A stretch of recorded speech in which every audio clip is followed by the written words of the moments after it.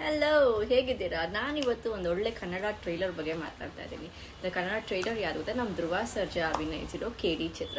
So KD ಚಿತ್ರದಲ್ಲಿ ಇದು multi starrer movie, ಯಾರ್ಯಾರಿಲ್ಲ ಅಂತ ಕೇಳಿ. ರೇಷ್ಮಾ ಅವರು ನಾಯಕಿಯಾಗಿ ಅಭಿನಯಿಸಿದ್ದಾರೆ. ಅದ್ರ ಮೇಲ್ಗಡೆ ಸಂಜಯ್ ದತ್, ಶಿಲ್ಪಾ ಶೆಟ್ಟಿ ಅವರು ವಿಲನ್ ರೂಪದಲ್ಲಿ ಕಾಣಸಿಗ್ತಾರೆ. ಅದ್ರ ಮೇಲೆ ಸುದೀಪ್ ಅವರು, ರವಿಚಂದ್ರನ್ ಅವರು, ರಮೇಶ್ ಅರವಿಂದ್ ಅವರು ಸ್ಪೆಷಲ್ ಅಪಿಯರೆನ್ಸಸ್ ಅಲ್ಲಿ ಕಾಣಸಿಗ್ತಾ ಇದ್ದಾರೆ.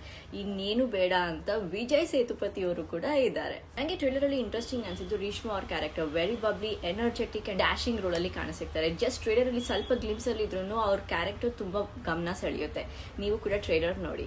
ಅದ್ರ ಮೇಲ್ಗಡೆ ಧ್ರುವ ಸರ್ಜಾ ಅವರು ಲವರ್ ಬಾಯ್ ಅಂತ ಸಡನ್ ಆಗಿ ಆಕ್ಷನ್ ಹೀರೋ ಆಗುವ ಪರಿವರ್ತನೆ ಕೂಡ ಟ್ರೈಲರ್ ಅಲ್ಲಿ ಕಾಣಸಿಗುತ್ತೆ. ಇನ್ನು ವೆರಿ ಆಬ್ವಿಯಸ್ಲಿ ಈ ಟ್ರೈಲರ್ ಅಲ್ಲಿ ಕಾಣಸಿಗೋದು ಇದು ಒಂದು ವೈಲೆನ್ಸ್ ಮೂವಿ.